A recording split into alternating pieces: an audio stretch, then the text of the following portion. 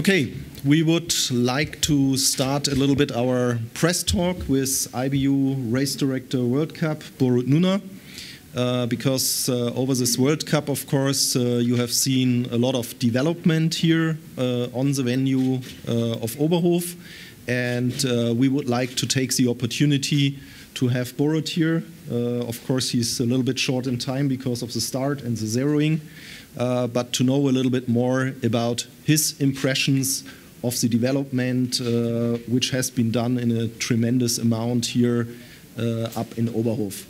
And so, Borut, maybe you can tell us a little bit about the development of the stadium, the infrastructure, the courses, what has been done the last 2 years here, and what are the most remarkable points? First of all, good morning, of course, to all of you from my side as well. Oberhof is, of course, like you heard so much from the athletes already, special place, and it's one of our traditional places for the World Cup. And like many others, or I should say all the venues around the globe, we have ongoing transformation, adjustment, reconstruction on our stadiums. And Oberhof was, of course, one of those. After the World Championship some years ago already, also here the venue needed to be a little bit updated. You are sitting in one of the biggest achievements in the last few years, and I think that you can be happy with this, what you have. The other thing is that when you start to think about reconstruction, there's the whole thing, infrastructure and the sport technical part.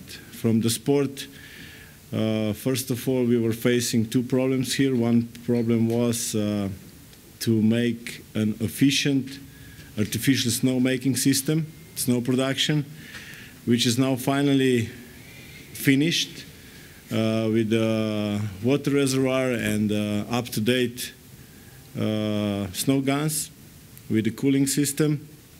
That was number one. And number two, connected to it, was transportation of the snow around the courses. So especially we are facing problem to transport snow in, I always forget the names, I think it's Kule-U and Kule-Kurve. But it doesn't matter, it's up, down there somewhere. So because it's down there, it's really almost impossible to reach this during the week with some kind of vehicles to transport snow. You saw yesterday and also today and 3 days ago, every day we are transporting snow, but we cannot reach Kule something.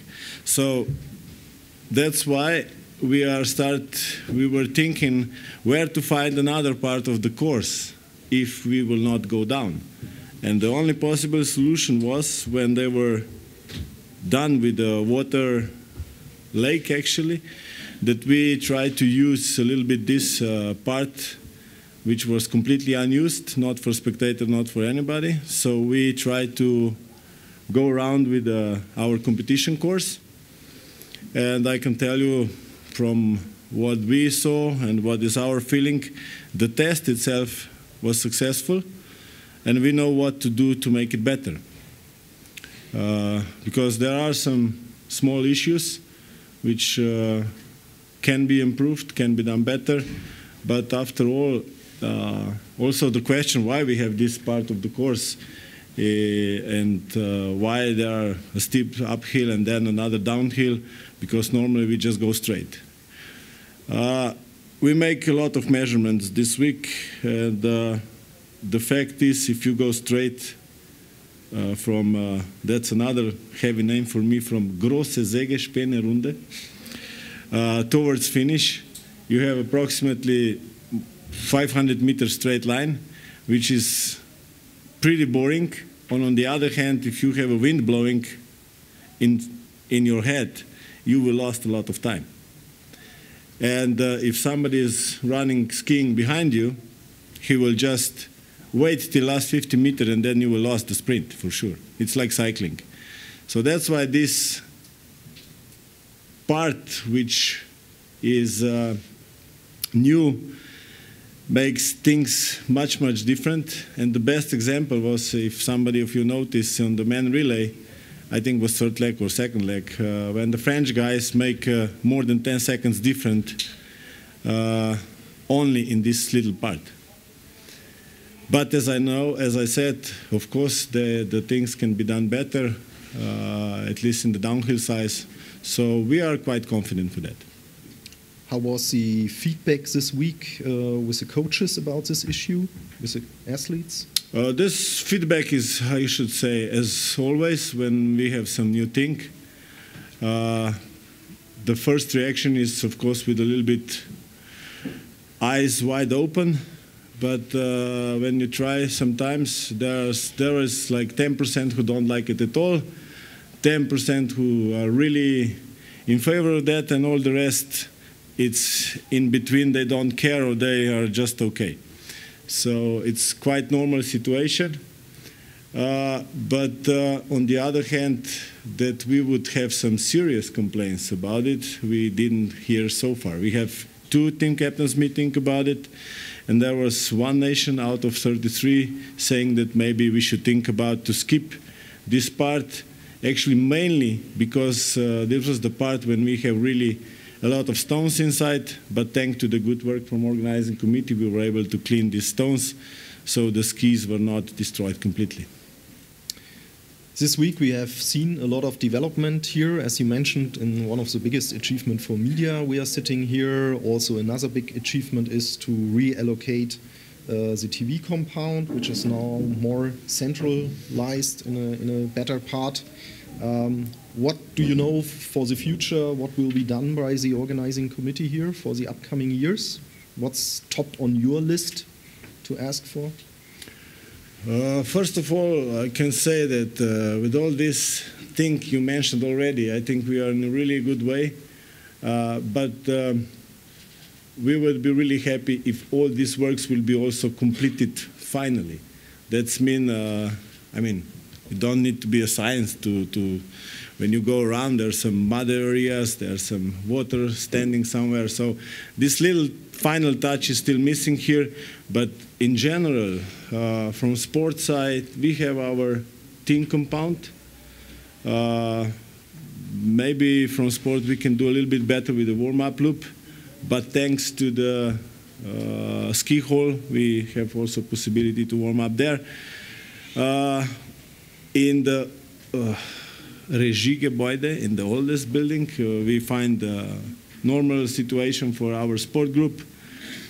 I think, as I said already, family club here is welcomed. I hope also you are happy in the new media center. So basically, we are quite happy with everything what was done, because this was not done over the night. There was a lot of planning, a lot of conversation, but finally we are here. Of course, at the moment, everybody who's doing any sport events in Middle Europe is really tortured by the weather. How have you experienced these effects also on other sports and this week, today here? Can I answer only with one sentence? Lack of sleep. But anyway, maybe it's lucky that we cannot change the weather as well. There's something maybe the men cannot do. Okay, maybe some. But it's not easy. We are going from one place to another, always with the hope that next week will be better. Next day will be better. Now we are close to this. Maybe next hour will be better. But there's still hope, of course. And it's, I'm very happy that we have the whole January schedule in the World Cup level confirmed. So it's a fact that we are going tomorrow to Ruhpolding, and it's a fact that next Monday we're going to Antholz. And it's also a fact that we will have, for sure, not an easy life in Ruhpolding, and hopefully, again, hopefully, a little bit easy life in Antholz. But the weather effect to our second series, to IBU Cup, where we're still not completely sure what to do next week, where to go, because if you took this Germany, Austria, Poland, Czech Republic down to Slovenia, there is no winter. or at least there's no winter like it should be in January. So we are affected, but on the other hand, till today, we have all scheduled competition done. But for today, for the actual 2 competitions, you are positive? As always, yes.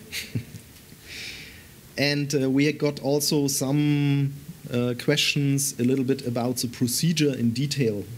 Who is actually deciding, like for example with the relay competition, who decides there will be a start, there will be no start? How is this procedure done? Can you tell us a little bit more about it? Who is involved? Of course, everything is in the hands of competition jury. So competition jury is the body which decided all issues about the competition. The competition jury have 5 members. The chairman is technical delegate.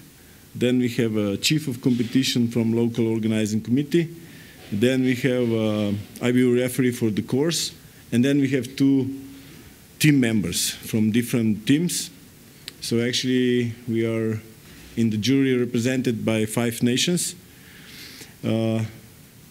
Myself, I'm not a member of the jury, but race director has a right to speak, but has not right to vote. So I'm not the one voting against or in favor. I'm just making advices. And also the competition jury or competition management. Competition management is IBU and organizing committee. We are making proposal to the teams in connection with the television, with the organizing committee as well. And then we deliver this proposal to the competition jury. Competition jury, the 2 team members are representing our teams, and they are then at the end confirmed the changes or just confirmed the normal procedures. And which effects you see to measure the wind, to measure the visibility, to judge about the security? Which are the factors which come into the decision-making body of the competition jury? There are, actually you name already 3 different things. One thing is visibility, where it's clear where if we don't see the target, we cannot shoot. But on the other hand, we can see the target, but it's hard to make a zeroing, which was the case maybe here at the men's relay, where at the end we find, I mean, it was perfect cooperation between teams, all teams, and our side as well. We have some possibilities which are not very usual, like that the coaches can go look the target physically. So we have this new discipline, 50 meters run for coaches in men's relay, which is not so nice, but this makes competition possible.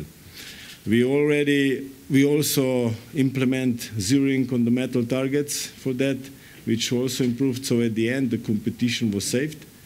But this is about visibility. Then we have the wind. IBU have no rule about the wind. There is no limit, or there's no clear number about the wind speed, how to affect that we should not make competition or we should stop or whatever. But this is related to safety of all of us, actually.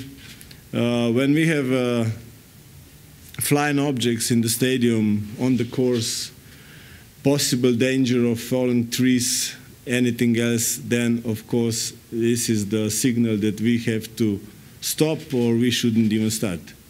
To be very direct here, concrete, we have every morning, every day, we have a special group of forest workers, specialists who every day bring us the report about how confident they are feeling about the safety.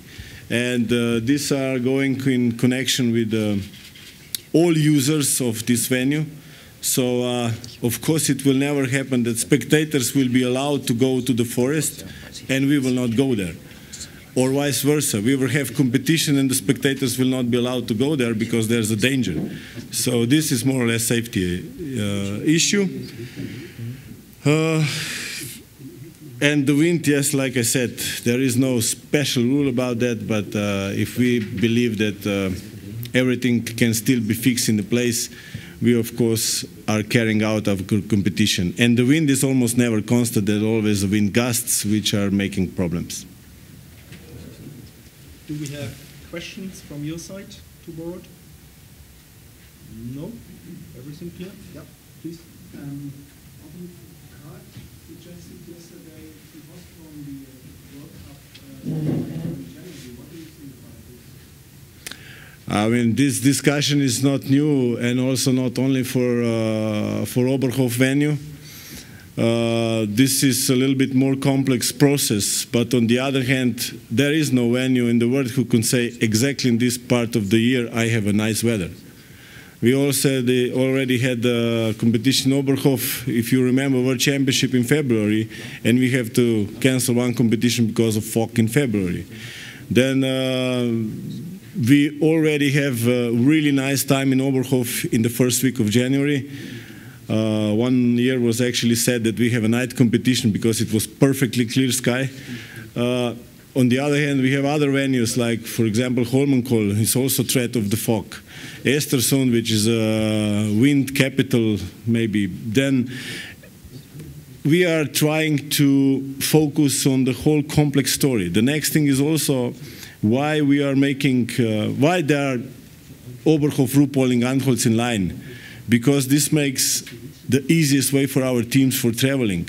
Logistic is easier. Today, I don't think that there is a nation who should not pay attention to the costs.